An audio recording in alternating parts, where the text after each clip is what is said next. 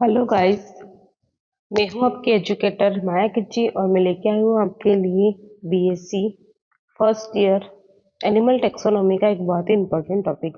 आज हम सिलेंट्रेटा के बारे में पढ़ेंगे छोरी। और ये जो टॉपिक है वो RPC first grade MSc entrance exam, lab assistant जैसे कई सारी जो एग्जाम्स है उसके लिए इम्पोर्टेंट रहने वाला है। हमने पढ़ा था अभी तक एनीमिया जो है और एक प्रोटिस्टा, ये दो जो किंगडम है वो हमारे एनिमल टैक्सोनॉमी के अंदर आते हैं। प्रोटिस्टा के अंदर केवल प्रोटोजोआ को रखा गया और एनीमिया के अंदर यू मेटाजोआ प्राणियों को सब किंगडम यू मेटाजोआ को रखा गया है, जहाँ पर यू मेटाजोआ के अंदर मल्टी सेलुलर जो एनिमल होते हैं वो आते हैं। आज हम देखते हैं कि अब यूमेटाजोवा में हमने डिवीजन ऑफ लेबर जो है वो प्रेजेंट है या एब्सेंट है, उसके आधार पर यूमेटाजोआ को दो भागों में डिवाइड किया था। एक तो था पेराजोआ और एक था यूमेटाजोआ, है ना। यूमेटाजोआ यूमेटाजोआ के अंदर डिवीजन ऑफ लेबर जो होता है वो प्रेजेंट होता है। मतलब क्या है कि यहाँ पर एक टिश्यू है, इसमें बहुत सारी कोशिका है, तो पर कोशिका का अपना एक काम है। इस कोशिका ए नंबर की जो कोशिका है इसका क्या काम है, रेस्पिरेशन करना। तो इस बी नंबर की कोशिका का क्या काम है, डाइजेशन करना। सी नंबर की जो कोशिका है उसका क्या काम है, रिप्रोडक्शन करना। और यहाँ पे एक और डी नंबर की जो कोशिका है उसका क्या काम है, उत्सर्जन करना, एक्सट्रैक्शन करने का जो है वो काम है। इसका मतलब क्या है, प्रत्येक कोशिका का अपना अपना जो है वो काम डिवाइडेड है। तो ऐसे को क्या ऐसी जब कंडीशन देखने को मिलती है किसी भी एनिमल के टिश्यू के अंदर, तो उसे हम कहते हैं कि उनमें श्रम विभाजन की क्षमता पाई जाती है। On the basis of symmetry, सममिति के आधार पर यूमेटाजोआ को दो भागों में डिवाइड करा जा सकता है। एक तो है रेडिएट सिमेट्री वाले अरीय सममिति जिनके अंदर पाई जाती है, और एक बाइलेटरिया जिसमें द्विपार्श्व सममिति पाई जाती है। अरीय सममिति केवल जो इनवर्टिब्रेट्स है या फिर एनिमल टैक्सोनॉमी में केवल एक ही फाइलम है जिसके अंदर अरीय सममिति देखने को मिलती है, वो है फाइलम सिलेंट्रेटा, जिसके अंदर सिलेंट्रोन कैविटी जो प्रेजेंट होती है इसका क्या हो जाएगा, अभिलाक्षणिक लक्षण हो जाएगा। अब बात करते हैं संघ सिलेंट्रेटा की। तो ये जो संघ सिलेंट्रेटा है इसको आगे जाके तीन क्लासों के अंदर डिवाइड किया गया है। इसकी जो फर्स्ट क्लास है वो है हाइड्रोजोआ, सेकेंड है स्काइफोजोआ और थर्ड है एंथोजोआ।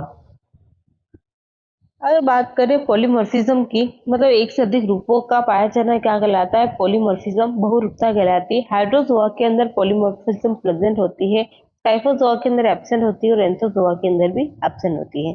पॉलीमॉर्फिज्म पाए जाती है तो कौन सी अवस्थाएं देखने को मिलती है, तो स्टेजेस जो होती है, हाइड्रोजोआ के अंदर पॉली प्लस मेडुसा दो अवस्थाएं देखने को मिलती है, और स्काइफोजोआ के अंदर केवल मेडुसा अवस्था देखने को मिलती है, और एंथोजोआ के अंदर केवल पॉलिप अवस्था देखने को मिलती है। फिर अगर मैं बात करूं रिप्रोडक्शन की, तो जो हाइड्रोजोआ जो क्लास है उसके अंदर सेक्सुअल रिप्रोडक्शन और एसेक्सुअल रिप्रोडक्शन, लैंगिक जनन और अलैंगिक जनन दोनों ही प्रकार का जनन देखने को मिलता है। जबकि स्काइफोजोआ जो है उसमें केवल लैंगिक जनन देखने को मिलता है, केवल सेक्सुअल रिप्रोडक्शन देखने को मिलता है। फिर बात करते हैं एंथोजोआ के अंदर, तो एंथोजोआ के अंदर केवल अलैंगिक जनन, एसेक्सुअल रिप्रोडक्शन देखने को मिलता है। एक्सोस्केलेटन बाह्य कंकाल की मैं बात करूं तो हाइड्रोजोआ के अंदर कोई बाह्य कंकाल नहीं पाया जाता है, अनुपस्थित होता है। स्काइफोजोआ जो क्लास है उसके अंदर भी बाह्य कंकाल नहीं पाया जाता है, अनुपस्थित होता है। और एंथोजोआ जो है उसके अंदर बाह्य कंकाल जो होता है वो उपस्थित होता है। इनका जो बाह्य कंकाल जो होता है वो कोरल के रूप में पाया जाता है, जो कि कैल्शियम कार्बोनेट का बना हुआ होता है। अब हम एग्जाम्पल की बात करते हैं तो मोस्ट इम्पोर्टेंट होते हैं इनके एग्जाम्पल। हाइड्रोजोआ का एग्जाम्पल है हाइड्रा और ओबेलिया। ओबेलिया के अंदर पॉलिप और मेडुसा जो है वो एकांतरिक कर्म में पाई जाती हैं, अल्टरनेशन फॉर्म में देखने को मिलती है। फिर देखने को मिलता है स्काइफोजोआ, और स्काइफोजोआ के अंदर एग्जाम्पल आ जाएगा ऑरेलिया। एंथोजोआ, एंथोजोआ का एग्जाम्पल है सी एनिमल और मेड्रीपोरा। तो ये एग्जाम्पल्स जो हो जाएंगे। इसके अलावा भी इसमें बहुत सारे सिलेंट्रेट्स के एग्जाम्पल है जो कि बार बार क्वेश्चंस के किसी भी एग्जाम के अंदर क्वेश्चन बना के पूछ लिए जाते हैं। तो वो जो सारे भी एग्जाम्पल है वो भी मैं आगे क्लास के नोट्स में डिस्कस कर लूंगी, आगे क्लास में डिस्कस कर लूंगी या फिर नोट्स में आपको दिखा दूंगी कि कौन कौन से एग्जाम्पल है इन्हीं क्लासों से जुड़े हुए। तो सभी क्लासों के और भी एग्जाम्पल है जो मैंने आगे नोट्स में ऐड कर दिए, जो इम्पोर्टेंट है हाईलाइट करने वाले हैं, जैसे कि हाइड्रा ओबिला। हाइड्रोजोआ में याद रख लेना हाइड्रोजोआ और हाइड्रिला, ये तो हाइड्रा याद हो जाएगा। और स्काइफोजोआ की बात करें तो उसके अंदर ऑरेलिया। एंथोजोआ के अंदर कौन है, सी एनिमल और मेड्रीपोरा। ये तो था सिलेंड्रेटा का क्लासिफिकेशन। पर सिलेंड्रेटा जो है वो एक सुपर फाइलम है। सिलेंड्रेटा एक सुपर फाइलम है, ऐसा क्यों? क्योंकि इसके अंदर दो सब फाइलम रखे गए हैं। इसके अंदर इसको आगे जाकर फाइलम में डिवाइड किया गया है। पहला जो फाइलम है वो है निडेरिया और दूसरा फाइलम है टिनोफोरा। जो निडेरिया है उसके अंदर नीरोब्लास्ट प्रेजेंट होती है, दंश कोशिकाएं प्रेजेंट होती है नीरोब्लास्ट। इनके टेंटेकल्स होते हैं और टेंटेकल्स के अंदर क्या पाई जाती है, दंश कोशिकाएं पाई जाती है, नीरोब्लास्ट पाई जाती है, जो कि जिनके अंदर टॉक्सिन भरा होता है, विषैले पदार्थ भरे होते हैं, विषैला द्रव्य भरा होता है, जो कि अपने जो शिकार होता है उसको अचेत करने में सहायक होता है। निडेरिया जो क्लास है उसके एग्जाम्पल आ जाएंगे हाइड्रा और ऑरेलिया। वही बात करें कि टिनोफोरा जो क्लास है, टिनोफोरा जो क्लास है उसके अंदर नीरोब्लास्ट जो होते हैं वो एब्सेंट होते हैं, दंश कोशिका नहीं पाई जाती है। एग्जाम्पल आ जाएगा टेंटेकुलेटा और बोरी। तो ये दो एग्जाम्पल टेंटेकुलेटा और बोरी जो है टिनोफोरा का एग्जाम्पल हो जाएंगे। और निडेरिया जो है जिसको हम वास्तविक सिलेंट्रेटा के अंदर रखते हैं, सिलेंट्रेटा जो है उसको जो पढ़ते हैं और निडेरिया वो बात एक ही पढ़ते हैं। कई जगह निडेरिया लिखा हुआ मिल सकता है और कई जगह नहीं लिखा हुआ मिलता है। तो सिलेंट्रेटा जो है एक्चुअल में क्या है, निडेरिया ही है। और टिनोफोरा जो है वो एक अलग सब फाइलम, एनिमल किंगडम का सबसे छोटा स्मॉलेस्ट जो फाइलम है वो कौन सा है, टिनोफोरा है। चलिए हम निडेरिया और टिनोफोरा को अच्छे से डिस्कस करते हैं। सबसे पहले बात करते हैं हम फाइलम सिलेंट्रेटा और निडेरिया। तो कुछ सिलेंट्रेटा को निडेरिया कहते हैं और जो टिनोफोरा है उसको एक अलग फाइलम बना दिया गया है, जो कि एनिमल किंगडम का सबसे छोटा फाइलम है। फाइलम सिलेंट्रेटा की बात करते हैं तो ल्यूकर्ट ने सिलेंट्रेटा टर्म दिया था। एक ल्यूकर्ट नामक साइंटिस्ट आते हैं और इन्होंने क्या इस जो फाइलम के लिए क्या शब्द दिया था, सिलेंट्रेटा। और हेडशेक नामक साइंटिस्ट ने निडेरिया शब्द दिया था इसी फाइलम के लिए। इस संघ के प्राणी सिलेंट्रेट्स कहलाते हैं। इस संघ के जो प्राणी होते हैं, इस फाइलम के जो भी प्राणी होते हैं उनको सिलेंट्रेट्स कहते हैं, क्योंकि इनमें सिलेंट्रोन नामक गुहा पाई जाती है। क्योंकि इनके जो अंदर गुहा होती है, कौन सी होती है, सिलेंट्रोन गुहा होती है। इसलिए मैं एग्जाम्पल एक डायग्राम के थ्रू बताती हूँ कि कैसा दिखता है सिलेंट्रेट। तो सिलेंट्रेट जो होते हैं उनके पास क्या देखने को मिलता है, ये इनका हाइपोस्टोम होता है। इनका जो फेस होता है उसको क्या कहते हैं, हाइपोस्टोम कहते हैं। हाइपोस्टोम के शीर्ष भाग पर माउथ पाया जाता है और माउथ के चारों ओर क्या पाया जाता है, टेंटिकल। और टेंटिकल्स के अंदर ये देखो छोटी छोटी जो छोटी छोटी कोशिकाएं देखने को मिलती है, जिनको क्या बोलते हैं, नीडोब्लास्ट कहते हैं। इनके ये जो होते हैं डिप्लोब्लास्टिक प्राणी होते हैं, इसलिए इनके अंदर, इनके बाहर की तरफ एपिडर्मिस पाई जाती है और अंदर एंडोडर्मिस पाई जाती है। इनकी एंडोडर्मिस जो होती है पाचन में सहायक होती है, इसलिए इसको क्या कहा जाता है, गैस्ट्रोडर्मिस भी कह सकते हैं। और इनकी एपिडर्मिस और एंडोडर्मिस के बीच में मेसोगेलिया भरा होता है और बीच में खाली गुहा पाई जाती है, जिसको क्या बोलते हैं, सिलेंट्रोन गुहा कहते हैं, जो कि मुख के द्वारा शरीर से बाहर खुलती है। एक ही छिद्र होता है और एक ही छेद होता है माउथ, जिसके द्वारा ये शरीर से बाहर खुलती है, इसलिए इस गुहा को सिलेंट्रोन गुहा के नाम से जानते हैं। लक्षण की बात कर तो तो कैरेक्टर्स कौन कौन से होते हैं? पहला कैरेक्टर है बहुकोशिक प्राणी है जिनमें श्रम विभाजन उपस्थित होता है। हाँ, ये मल्टी सेलुलर ऑर्गेनिज्म होते हैं सिलेंड्रेट्स, और इनके अंदर लेबर ऑफ डिवीजन जो होता है वो प्रेजेंट होता है। दूसरा लक्षण दे रखा है, सिलेंड्रेटा प्राणी जलीय आवास में पाए जाते हैं। जितने भी सिलेंड्रेट्स होते हैं वो किस में पाए जाते हैं? एक्वाटिक हैबिटेट में या जलीय आवास में पाए जाते हैं। अधिकांश जीव जो होते हैं मेराइन जल में पाए जाते हैं, कुछ अलवणीय जल में मतलब फ्रेश वाटर में पाए जाते हैं, जैसे कि हाइड्रा। अलवणीय जल जिसको हम फ्रेश वाटर कहते हैं, और फ्रेश वाटर में केवल हाइड्रा पाया जाता है। फिर इन प्राणियों में शारीरिक संगठन की कोटि जो होती है टिश्यू स्तर की होती है, मतलब इनका जो शरीर बना होता है उसमें कैसा देखने को मिलता है? टिश्यू लेवल देखने को मिलता है, टिश्यू स्तर उत्तक स्तर देखने को मिलता है। तो बहुकोशिक प्राणी होते हैं, श्रम विभाजन प्रेजेंट होता है, जलीय आवास होता है। ज्यादातर कैसे होते हैं? मेराइन होते हैं, समुद्री होते हैं। बस एक है जो फ्रेश वाटर वाला है वो हाइड्रा है, और शारीरिक संगठन की कोटि जो कौन सी है? टिश्यू लेवल की है। फिर बात करते हैं, ये प्राणी गोल, लंबे, बेलनाकार अगर इस तरह से देखने को मिला, गोल, लंबे और बेलनाकार हो, तो इसी अवस्था को क्या कहा जाता है? पोलिप अवस्था कहा जाता है। और अगर ऐसे छाते के समान जो अवस्था में देखने को मिलते हैं तो उससे क्या कहा जाता है? मेडूसा अवस्था कहलाती है। इनका एक से अधिक अवस्थाओं में पाया जाना क्या कहलाता है? पॉलीमॉर्फिज्म पाया जाता है। और अधिकांश जो सिलेंड्रेट्स होते हैं वो कैसे होते हैं? डाइमॉर्फिक होते हैं, मतलब इनमें दो अवस्थाएं देखने को मिलती है, मेडूसा से पॉलिप और पॉलिप से मेडूसा में कन्वर्ट होते हैं। तो ये कैसे होते हैं? डाइमॉर्फिक होते हैं। ये प्राणी गोल, लंबे, बेलनाकार, पॉलिप अवस्था एवं छाते के आकार की मेडूसा अवस्था में पाए जाते हैं, अर्थात ये प्राणी एक से अधिक रूपों में उपस्थित होते हैं, अतः इनमें पॉलीमॉर्फिज्म बहुरूपता पाई जाती है। अधिकांश सिलेंट्रेट्स डाइमॉर्फिक होते हैं। अब बात करते हैं पॉलिप स्टेज की।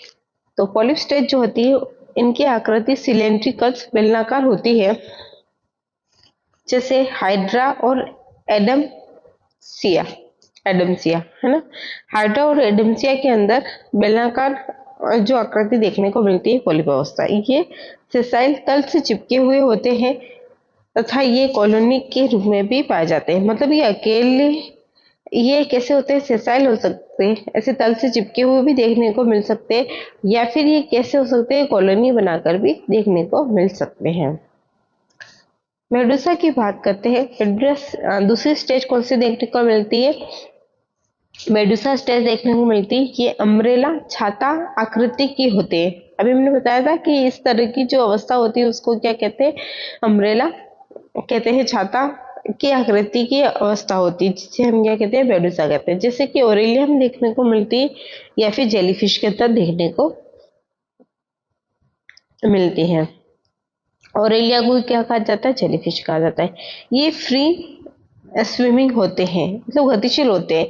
समुद्र के अंदर ये गति कर सकते हैं क्योंकि इनके जो है इनकी आकृति ऐसी होती है, और इनके अंदर तंतु पाए जाते हैं सूक्ष्म, जो कि इनको गति के लिए मदद करते हैं। ये हमेशा अकेले सोलिटरी रहते हैं, है ना। जब गतिशील है कहीं पे भी आ जा सकते हैं, तो ये कैसे रहते हैं? सोलिटरी रहते हैं।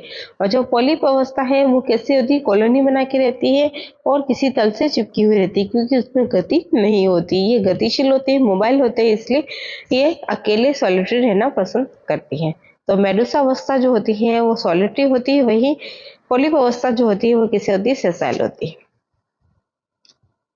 अब बात करते हैं, ये प्राणी जो होते हैं डिप्लोब्लास्टिक होते हैं। अभी मैंने डायग्राम में बताया था कि इनके अंदर एक तो पाई जाती है एपिडर्मिस, और एक कौन सी पाई जाती है? एंडोडर्मिस पाई जाती है। एपिडर्मिस जो होती है वो बाहर की ओर पहुंच जाती है, और एंडोडर्मिस जो होती है वो अंदर की ओर पाई जाती है। इनकी एंडोडर्मिस जो होती है डाइजेशन में मदद करती है, इसलिए इसको क्या बोलते हैं? गैस्ट्रोडर्मिस कहते हैं। और इस गैस्ट्रोडर्मिस के अंदर एक गुहा पाई जाती है जिसको हम क्या कहते हैं? सिलेंट्रोड गुहा कहते हैं, जो कि माउथ के द्वारा शरीर से बाहर खुलती है।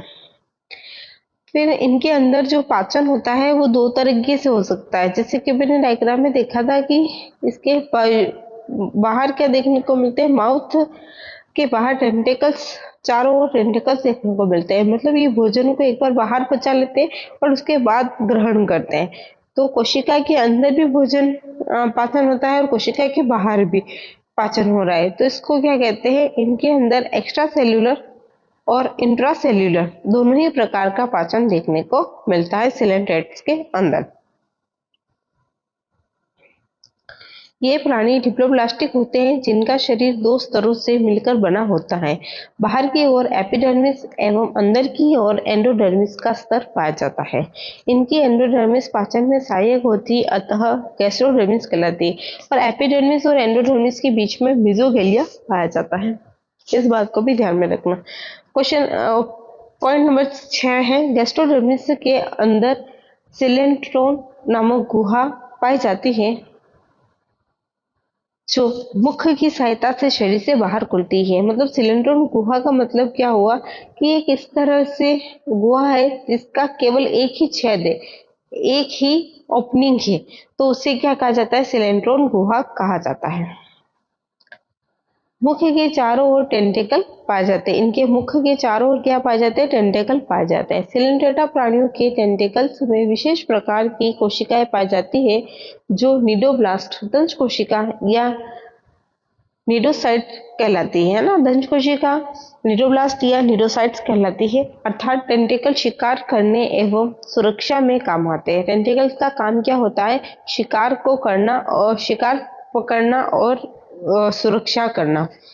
तो मुख्य के चारों ओर जो टेंटेकल्स पाए जाते हैं उनका काम। अब ये निडोब्लास्ट निडोसाइट्स क्या होती है उनके बारे में पढ़ते हैं। तो ये ओवल शेप की कोशिकाएं होती है, इस तरह की कोशिकाएं होती है ओवल शेप की जो टेंटेकल्स या बॉडी पर प्रेजेंट होती है। टेंटेकल्स में मेनली देखें, इनमें न्यूसेलस तथा कैप्सूल पाया जाता है जिसे निमेटोसिस्ट कहते हैं। इनके अंदर एक ऐसा कैप्सूल पाया जाता है और फिर इस तरह से देखने को मिलती है। तो जो कैप्सूल होता है अंदर ऐसे, ये जो कैप्सूल होता है उसको क्या कहा जाता है, निमेटोसिस्ट कहते हैं, जो पॉइजनस लिक्विड या टॉक्सिन विषैले द्रव से भरा रहता है। जिसके अंदर क्या भरा रहता है, पॉइजनस जो लिक्विड या टॉक्सिन भरा रहता है, जिसे हिप्नोटॉक्सिन कहते हैं। मतलब सिलेंडेटा का जो टॉक्सिन होता है उसको क्या कहा जाता है, तो हिप्नोटॉक्सिन कहते हैं। हिप्नोटॉक्सिन को ऑस्मेटिक प्रेशर बढ़ने पर थ्रेड ट्यूब की सहायता से शिकार में इंजेक्ट कर दिया जाता है। जब वो ऑस्मेटिक प्रेशर बढ़ जाता है तो इस हिप्नोटॉक्सिन को एक थ्रेड ट्यूब होती है उसके अंदर इंजेक्ट कर दिया जाता है। जैसे मैं डायग्राम बना के बताती हूँ कि ये इस तरह से, एक सेकेंड, ये इस तरह से क्या होती है, एक अंडाकार संरचना होती है और उसके अंदर इस तरह से कैप्सूल पाया जाता है।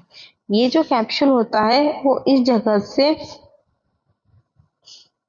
ये जो कैप्सूल होता है वो एक ट्यूब लाइक स्ट्रक्चर से जुड़ा हुआ होता है और इस कैप्सूल के अंदर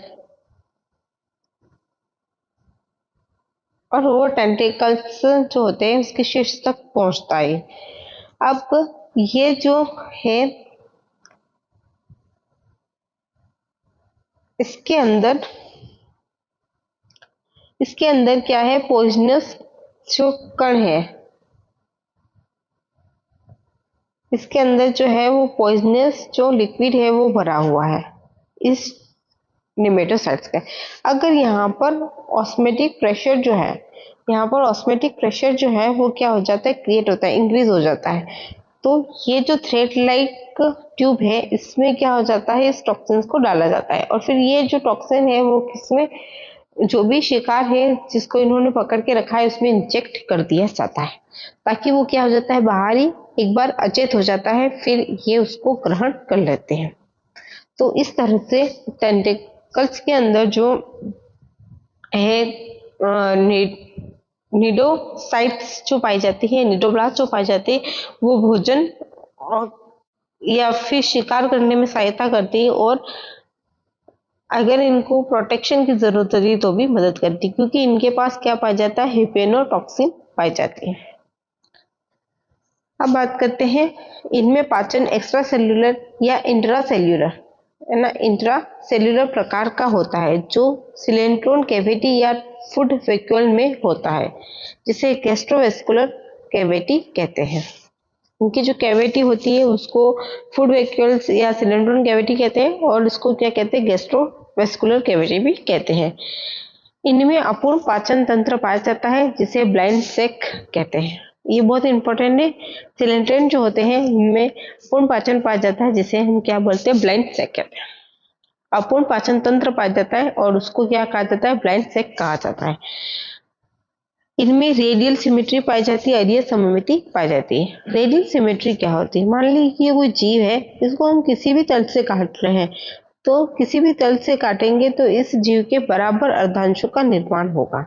मतलब ये पूरा एक जीव है, एक सेकेंड, ये एक पूरा जीव है और ये भी एक जीव है, ये एक ही जीव है।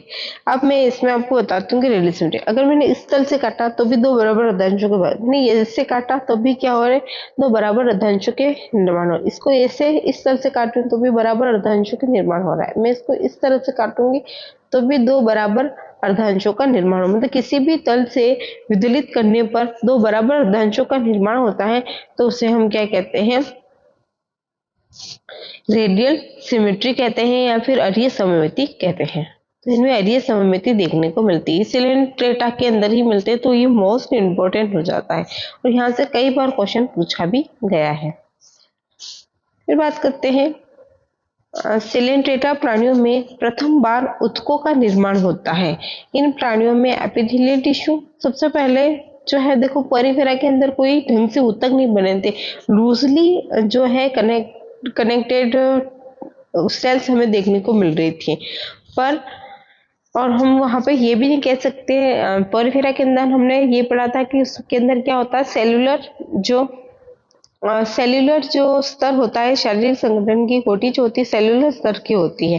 पर जो सिलेंडेटा है वहां पर हमें कंप्लीटली टिश्यू देखने को मिल रहा है। इसलिए हम कह सकते हैं कि एनिमल टैक्सोनॉमी के अंदर सबसे पहले जो टिश्यू फॉर्मेशन हुआ है वो कहाँ पे हुआ है, सिलेंडेटा के अंदर हुआ है। और कौन कौन से टिश्यू बने थे, तो epithelial tissue, muscular tissue, sensory tissue, nerve tissue, glandular ऊतक पाए जाते हैं। इसके इन प्राणियों में कौन कौन से ऊतक पाए जाते हैं, एपिथेलियल टिश्यू पाए जाते हैं, मस्कुलर टिश्यू पाए जाते हैं, सेंसरी टिश्यू पाए जाते हैं, नर्व टिश्यू पाए जाते हैं और ग्लैंडुलर टिश्यू पाए जाते हैं। सिलेंडेटा प्राणियों में गमन जो होता है वो टेंटेकल के द्वारा होता है या फिर संपूर्ण शरीर के द्वारा होता है।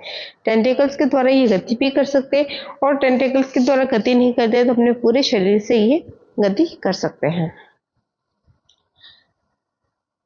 सामान्यतः सिलेंट्रेट प्राणियों में अंतः कंकाल एवं बाह्य कंकाल का क्या होता है, अभाव होता है। लेकिन एंथोजोआ, अभी हमने क्लासिफिकेशन में पढ़ा था, एंथोजोआ में पाया जाता है। एंथोजोआ वर्ग के प्राणियों में बाह्य कंकाल कोरल के रूप में पाया जाता है, जिनमें मुकुलन बड़ी होने से बड़ी बड़ी कोरल चट्टानों, कोरल रीफ का निर्माण होता है।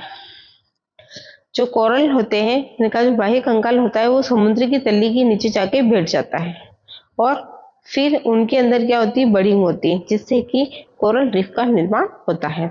कोरल रीफ देखने में बहुत ही ज्यादा ब्यूटीफुल होती है।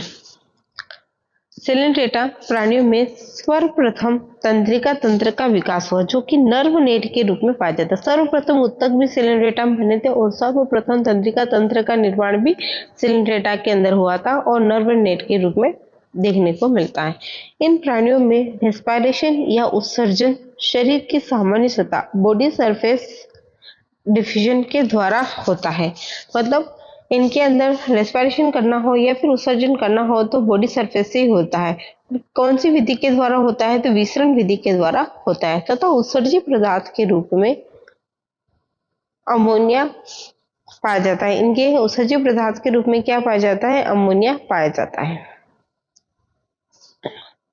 सिलेंट्रेटा प्राणियों में अलैंगिक एवं लैंगिक जनन पाया जाता है। अभी हम क्लासिफिकेशन में देखा था, लैंगिक और अलैंगिक दोनों ही जनन किसमें पाया जाता है, हाइड्रा के अंदर देखने को मिलता है।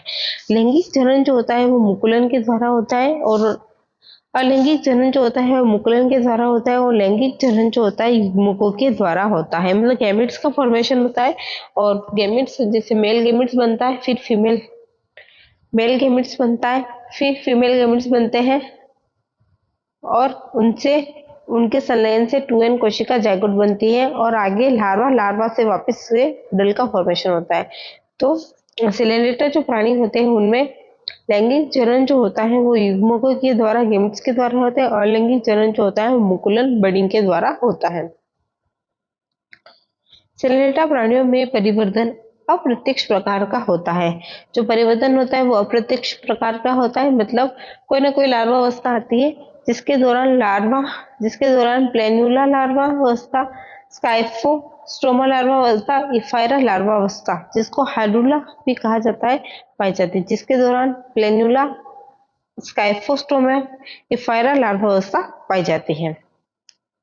प्लेन्युला लार्वा पोलिप अवस्था का होता है एवं इफायरा लार्वा मेडुसा अवस्था का होता है। हाइड्रोजोआ वर्ग के प्राणियों में पोलिप से मेडुसा एवं मेडुसा से पोलिप अवस्था का निर्माण होता है। मतलब हाइड्रोजोआ जो वर्ग के प्राणी है उनके अंदर पोलिप अवस्था चेंज होती है किसके अंदर? मेडुसा अवस्था के अंदर। और मेडुसा अवस्था जो है वो किसमें चेंज हो जाती है? पोलिप अवस्था के अंदर चेंज होता है। पोलिप अवस्था में एसेक्सुअल रिप्रोडक्शन होता है और जिससे क्या होता है वो मेडुसा के अंदर चेंज हो जाती है और मेडुसा के अंदर क्या होता है? सेक्सुअल रिप्रोडक्शन होता है और वो किसके अंदर चेंज हो जाती है? पोलिप अवस्था के अंदर चेंज होता है। क्योंकि मेडुसा जो है वो दो तरह के गैमेट्स बनाती है, मेल और फीमेल दो प्रकार की मेडुसा देखने को मिलती है और ये अब स्पर्म और ओवम का फॉर्मेशन करती है, गैमेट्स का निर्माण करती है और गैमेट के संलयन से क्या होता है? इनमें सेक्सुअल रिप्रोडक्शन होता है और फिर ये वापस किस में कन्वर्ट हो जाती है? पोलिप अवस्था में। इनका लार्वा जो होता है वो किसी जगह से जाके चिपक जाता है और पोलिप अवस्था में कन्वर्ट हो जाता है। तो पोलिप अवस्था में एसेक्सुअल रिप्रोडक्शन से मेडुसा और मेडुसा में सेक्सुअल रिप्रोडक्शन से किसका निर्माण होता है? पोलिप अवस्था का निर्माण होता है। दो प्रावस्थाएं जो एक दूसरे में कन्वर्ट होती है, अल्टरनेशन ऑफ फॉर्म देखने को मिलती है दो प्रावस्थाओं की, तो उसे हम क्या कहते हैं? मेटाजेनेसिस या समकायांतरण कहते हैं। ये केवल सिलेंट्रेट्स के अंदर देखने को मिलता है। हाइड्रोजोआ वर्ग के प्राणियों में पोलिप से मेडुसा एवं मेडुसा से पोलिप अवस्था का निर्माण होता है। दो प्रावस्थाओं का एक दूसरे में रूपांतरण होने की प्रक्रिया को मेटाजेनेसिस, अल्टरनेशन ऑफ फॉर्म या समकायांतरण कहते हैं। नोट: ओबेलिया में पोलिप अलैंगिक जनन एसेक्सुअल रिप्रोडक्शन द्वारा मेडुसी बनाते हैं, जबकि मेडुसा से लैंगिक जनन सेक्सुअल रिप्रोडक्शन के द्वारा पोलिप बनते हैं। ओबेलिया में जो लार्वा होता है वो प्लेन्युला लार्वा पाया जाता है जो स्वतंत्र रूप से तैरता है क्योंकि इनमें सीलिया पाए जाते हैं। ओरेलिया में इफायरा लार्वा पाया जाता है। अब बात करते हैं सिलेंट्रेट जो होते हैं। सिलेंट्रेटा संघ को 3 क्लासों में बांटा गया है। मैंने बताया था ना कि मैं भी नोट्स में आगे आपको एग्जाम्पल बहुत सारे बता दूंगी ताकि हमें पता चले कि कौन कौन से एग्जाम्पल देखने को मिलते हैं सिलेंट्रेट्स के अंदर। तो सबसे पहले बात करते हैं हाइड्रोजोआ की। इस वर्ग के जीवों में पोलिप तथा मेडुसा दोनों अवस्था पाई जाती है, समान प्रभावी रूप से देखने को मिलती है। अपवाद हाइड्रा के अंदर जो है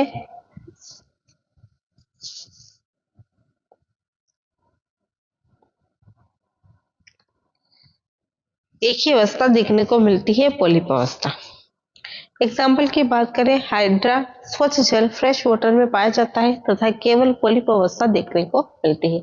हाइड्रा, अगर आपसे पूछा जाए फ्रेश वाटर सिलेंड्रेट्स का नाम बताइए तो कौन सा होगा? हाइड्रा होगा। और केवल पोलिप अवस्था हाइड्रा के अंदर पाई जाती है हाइड्रोजोआ होते हुए भी, क्योंकि हाइड्रोजोआ के अंदर पोलिप प्लस मेडुसा दोनों अवस्था पाई जाती है, पर एक्सेप्शन है हाइड्रा जिसमें केवल पोलिप अवस्था देखने को मिलती है। तो हाइड्रोजोआ का एक्सेप्शन हाइड्रा है जिसके अंदर पोलिप अवस्था अकेली देखने को मिलती है। मोस्ट इंपॉर्टेंट फैक्ट्स है ना, ऐसे फैक्ट पूछ लिए जाते हैं। बात करते हैं ओपेलिया। इसे सी पर समुद्री पर कहते हैं, जिसमें पोलिप व मेडुसा दोनों अवस्थाएं देखने को मिलती हैं। फिर और एग्जांपल है फाइसेलिया। इसको मैन ऑफ 4 कहा जाता है, मैन ऑफ 4 या ब्लू ब्लोटर के नाम से इसको जाना जाता है। फिर आता है मिलीपोरा, जिसको स्टिंग कोरल, डंक प्रवाल के नाम से जाना जाता है। ये सारे एग्जाम्पल किसके हो जाएंगे? हाइड्रोजोआ के। हाइड्रा, ओबेलिया, फाइसेलिया और मिलीपोरा, 4 एग्जाम्पल आपको याद कर लेने। चारों एग्जाम्पल जो है वो मोस्ट इंपॉर्टेंट है। फिर अपन बात करते हैं स्काइफोजोआ की। एग्जाम्पल की बात करूं स्काइफोजोआ के अंदर, तो इसके अंदर ओरेलिया होता है, जिसे बताओ स्काइफोजोआ के अंदर कौन सी अवस्था देखने को मिलती है, पॉलिप या फिर मेडुसा? जल्दी से कमेंट करके बताइए। एग्जाम्पल की बात करते हैं ओरेलिया, जिसे जेलीफिश मून जेली कहते हैं, और इसका लार्वा जो होता है वो कौन सा होता है? एफायरा होता है। दूसरा एग्जाम्पल है राइजोस्टोमा, इसमें अधिक मुख माउथ पाए जाते हैं। हाँ, तो स्काइफोजोआ के अंदर केवल मेडुसा अवस्था देखने को मिलती है। फिर बात करते हैं एंथोजोआ। एंथोजोआ इन जीवों में केवल पोलिप अवस्था जो होती है डोमिनेंट रूप से पाई जाती है, प्रभावी रूप से देखने को मिलती है। इनमें 2 प्रकार के जीव पाए जाते हैं, सी एनिमल और कोरल। सी एनिमल जो होते हैं इनमें कोई कंकाल नहीं होता है। एग्जाम्पल एडेंसिया और मेट्रीडियम। मेट्रीडियम और एडेंसिया जो है उसके अंदर ये ऐसे सी एनिमल्स है जो कि हर्मिट क्रैब के साथ कमेंसलेशन रिलेशनशिप में रहते हैं, और इनके अंदर कोई बाह्य कंकाल नहीं पाया जाता है। फिर बात करते हैं कोरल। इनमें बाह्य कंकाल के रूप में कैल्शियम कार्बोनेट पाए जाते हैं। इनका बाह्य कंकाल जो होता है कैल्शियम कार्बोनेट का बना होता है। एग्जाम्पल की बात करते हैं तो मैंड्रीना, जिसको हम ब्रेन कोरल के नाम से जानते हैं। इनके कॉमन नेम जो है ना वो बहुत पूछे जाते हैं। मैड्रीना जो है उसको क्या कहा जाता है? ब्रेन कोरल कहा जाता है। पेनेटुला जो है उसको सी पेन, समुद्री पेन कहते हैं। गोर्गोनिया जो है उसको सी फेन, समुद्री पंखा कहा जाता है। पेंटुला जो है उसको तो सी पेन कहा जाता है, और गोर्गोनिया जो है उसको सी फेन के नाम से जाना जाता है। और ब्रेन कोरल जो है वो कौन है? मैंट्रीना जो है उसको हम ब्रेन कोरल के नाम से जानते हैं। फिर आते हैं एस्ट्रिया, जिसको स्टार कोरल कहा जाता है। ट्यूबिपोरा जो है उसको ऑर्गन पाइप कोरल कहा जाता है। और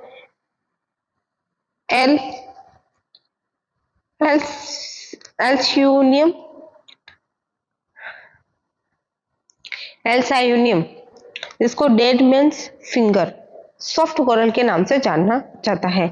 मतलब मरे हुए मनुष्य के फिंगर के जैसा होता है, और इसको सॉफ्ट कोरल भी कहते हैं। डेड मैन फिंगर और सॉफ्ट कोरल के नाम से जाना जाता है एल्सायोनियम को। कोरेलियम को रेड कोरल कहा जाता है, मूंगा कोरल कहा जाता है। मेट्रीपोरा को हॉर्न कोरल कहा जाता है, और फुंगिया को मशरूम कोरल कहा जाता है। फुंगिया को क्या कहा जाता है? मशरूम कोरल कहा जाता है। ये मोस्ट इंपॉर्टेंट हो जाएंगे इनके नाम। एक बार और मैं रिवाइज करवा देती हूँ कि एग्जाम्पल है जैसे कोरल एंथोजोआ के, तो मेड्रिना ब्रेन कोरल, पेंटिलुला को सी पेन, और गोर्गोनिया को सी फेन समुद्री पंखा कहा जाता है। एस्टिया को स्टार कोरल, ट्यूबिपोरा को ऑर्गन पाइप कोरल, एल्सियोनियम को dead man's finger soft coral, corallium को रेड कोरल, मूंगा कोरल कहा जाता है। ये बहुत ज्यादा अच्छी वैरायटी बनी जाती है मूंगा कोरल। और मेड्रीपोरा को हॉर्न कोरल कहा जाता है। फुंगिया को मशरूम कोरल कहते हैं। फिर बात करते हैं फाइलम टिनोफोरा। हमें पता है कि सिलेंटेटा जो है वो तो सुपर फाइलम है, उसको हमने 2 भागों में डिवाइड किया था, निडेरिया और टिनोफोरा। निडेरिया के अंदर निडोब्लास्ट प्रेजेंट होती है, टिनोफोरा के अंदर निडोब्लास्ट जो होती है वो एब्सेंट होती है। फाइलम टिनोफोरा निडोब्लास्ट जो होती है एब्सेंट होती है। सिलेंटेटा संघ के ऐसे प्राणी जिनमें दंश कोशिकाएं निडोब्लास्ट पाई जाती है निडेरिया में रखे जाते हैं, एवं जिन प्राणियों में निडोब्लास्ट का अभाव होता है उन्हें टिनोफोरा के अंतर्गत रखे जाते हैं। अब बात करते हैं टिनोफोरा जो है उसके लक्षण क्या है। तो दंश कोशिकाओं की अनुपस्थिति होती है। पहला लक्षण यह है, इनका शरीर गोल गेंद के समान होता है। इनका शरीर कुछ इस तरह से होता है और ये प्रदीप्ति दिखाते रहते हैं समुद्र के अंदर, इस तरह से देखने को मिलते हैं। सभी प्राणी लवणीय जल में पाए जाते हैं, मतलब समुद्री जल में पाए जाते हैं। शरीर पर 8 कॉम प्लेटें पाई जाती है, अतः इन्हें कॉम जेली के नाम से भी जाना जाता है। इन प्राणियों में प्रतिदीप्ति उत्पन्न करने का गुण पाया जाता है, मतलब ये चमकते रहते हैं। इनमें लाइट इन्फ्लुएंस करने का, लाइट को इमिट करने का जो है वो कैरेक्टर देखने को मिलता है। टिनोफोरा जो है उनमें लैंगिक जनन पाया जाता है एवं परिवर्तन जो होता है अप्रत्यक्ष प्रकार का होता है, जिसके दौरान सीडिपिड लार्वा उत्पन्न होता है। यह एक मुक्त तैरने वाला फ्री स्विमिंग लार्वा होता है। सीडिपिड लार्वा जो है वो किसका है? टिनोफोरा का है। और निरिडिया के जो लार्वा है उसका क्या नाम है? प्लेन्यूला और इफायरा लार्वा। इफायरा और प्लेन्यूला लार्वा अवस्था का नाम याद रखना। वो किसका है? सिलेंड्रेटा का है। और सीडिपेड लार्वा अवस्था है वो किसकी है? टिनोफोरा की है।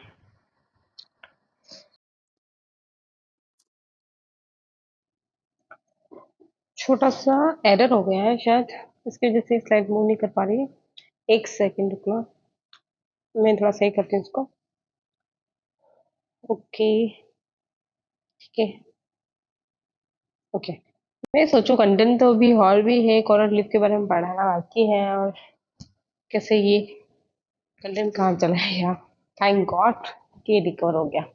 चलिए अपन देखते हैं कोरल रीफ। कोरल रीफ के बारे में बात करते हैं। कोरल रीफ समुद्र में बनने वाली कठोर चूना पत्थर कैल्शियम कार्बोनेट की संरचना होती है, जिन्हें मुख्य रूप से कोरल पॉलिप्स, फाइलम निडेरिया या सिलेंड्रेटा वर्ग एंथोजोआ, निडेरिया जो होते हैं उनके वह जो वर्ग वो एंथोजोआ है वो बनाते हैं। ये छोटे छोटे पोलिप मिलकर बड़ी कॉलोनी बनाते हैं और समय के साथ विशाल रीफ का निर्माण करते हैं। एंथोजोआ जो होते हैं उनके जो छोटे छोटे जो पोलिप कोरल होते हैं वो एक कॉलोनी बनाते हैं और एक विशाल रीफ का फॉर्मेशन कर लेते हैं। कोरल पॉलिप क्या होते हैं? कोरल पॉलिप छोटे नरम शरीर वाले निडेरियन एनिमल्स होते हैं। ये रेडियल सिमेट्री वाले होते हैं, क्योंकि सिलेंड्रेटा के अंदर रेडियल सिमेट्री पाई जाएगी, जिसमें भी रेडियल सिमेट्री होगी। इनके शरीर में टेंटिकल्स होते हैं जिनमें निमेटोसाइट्स, स्टिंग सेल्स पाए जाते हैं। ये अपने चारों ओर कैल्शियम कार्बोनेट का कठोर कंकाल स्केलेटन बनाते हैं। हजारों सालों में इनके स्केलेटन जमा होकर कोरल रीफ बनाते हैं, मतलब इनका जो कंकाल होता है वो समुद्र की तले में जाता है और कोरल रीफ का फॉर्मेशन कर लेता है। कोरल में बडिंग होती है और कोरल रीफ बनती है। कोरल रीफ के मुख्य प्रकार, टाइप्स ऑफ कोरल रीफ। तो फ्रिंगिंग कोरल, फ्रिंगिंग रीफ जो है ये सीधे कोस्ट तट के पास बनती है, मतलब कोस्टल जगह पर देखने को मिलती है फ्रिंगिंग रीफ। सबसे सामान्य प्रकार होता है, उदाहरण रेड सी रीफ जो है वो देखने को मिलती है। लाल समुद्री जो रिफ है वो। बैरियर रिफ की बात करें, यह तट से कुछ दूरी पर बनती है और बीच में लैगून, उथला समुद्री क्षेत्र होता है। उदाहरण के लिए ग्रेट बैरियर रिफ जो कि ऑस्ट्रेलिया में है, दुनिया की सबसे बड़ी कोरल रिफ है। दुनिया की सबसे बड़ी कोरल रिफ जो है वो ऑस्ट्रेलिया के अंदर है, जिसका क्या नाम है? Great barrier reef. फिर आते हैं तीसरा टाइप, एटोल रिफ। यह गोलाकार रिंग शेप्ड रिफ होती है, तो ऐसे गोल रिंग के आकार की लिफ है। बीच में लेगुन होता है, बीच में लेगुन होता है, उथला जल होता है। ये डूबे हुए ज्वालामुखी द्वीप के चारों ओर बनती है।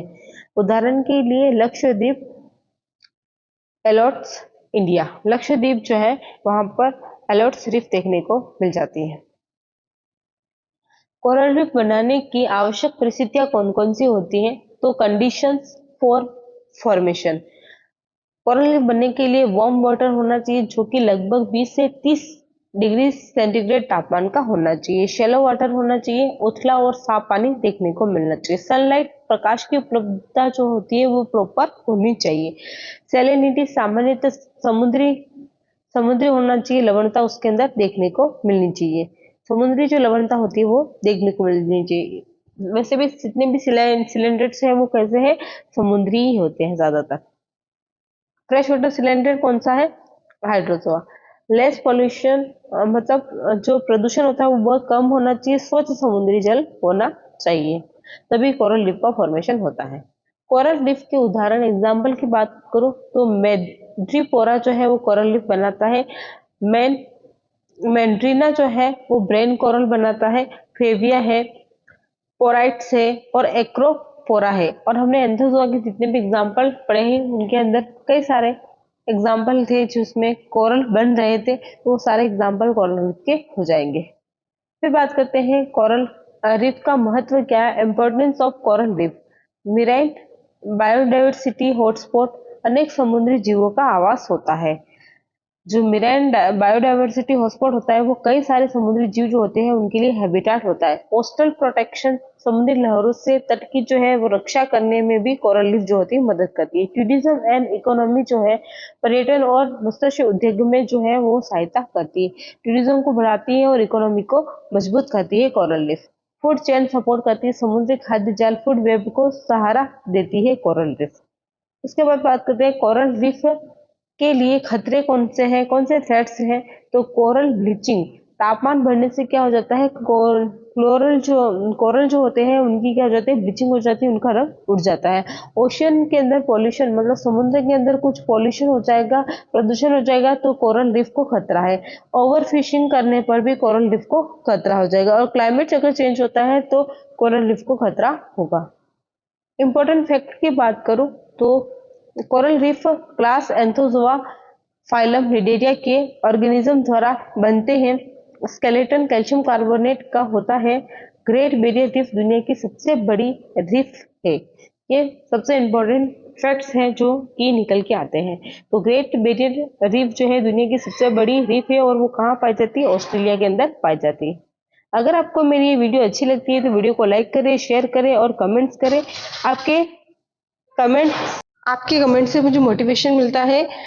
अगर आप चैनल पर नए हो तो चैनल को सब्सक्राइब करें, बेल आइकन को टच करें ताकि मेरी आने वाली हर वीडियो की नोटिफिकेशन आपको मिलती रहे। मिलते हैं नेक्स्ट वीडियो में, तब तक के लिए बाय।